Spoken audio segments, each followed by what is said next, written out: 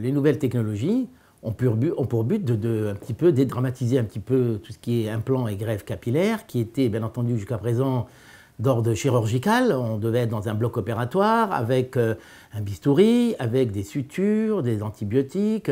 C'était effectivement une intervention lourde qui maintenant, effectivement, grâce aux nouvelles technologies, peuvent se faire dans un cabinet médical classique sans passer par, bien entendu, tout ce qui est bloc opératoire. Donc là, le but, c'est de prélever grâce à la technique de robogreffe, c'est-à-dire la FUE robotisée, automatisée. On prélève cheveu par cheveu grâce à la pièce à main qui aspire, par aspiration, qui aspire le poil.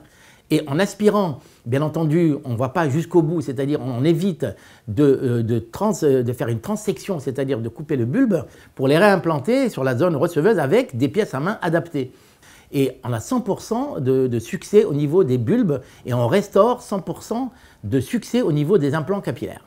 C'est gain de temps, il n'y a pas de douleur, bien entendu, il n'y a pas de traitement après, il n'y a pas de cicatrice, bien entendu, il n'y a pas d'antibiotiques. Le lendemain, on va au travail comme si de rien n'était.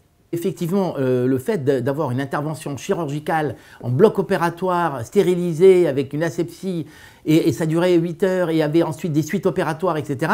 Effectivement, je comprends que ça pouvait bloquer beaucoup de gens, ça pouvait les empêcher de faire le pas. Et je viens de terminer le livre qui s'appelle « Les implants capillaires sans chirurgie ». J'ai écrit ce livre pour essayer d'abord d'informer un maximum de public de ces nouvelles technologies, hein, et surtout de banaliser la technique des implants et des greffes capillaires qui étaient encore de l'ordre chirurgical et qui devient maintenant un acte médical classique comme une injection de Botox, comme n'importe quelle injection qu'on fait, n'importe quelle technique médicale qu'on fait en cabinet. Ce type de technique et d'appareil est vendu dans 45 pays dans le monde, dont les États-Unis bien entendu, où il y a déjà 250 appareils vendus, où effectivement ça devient vraiment une révolution au niveau planétaire.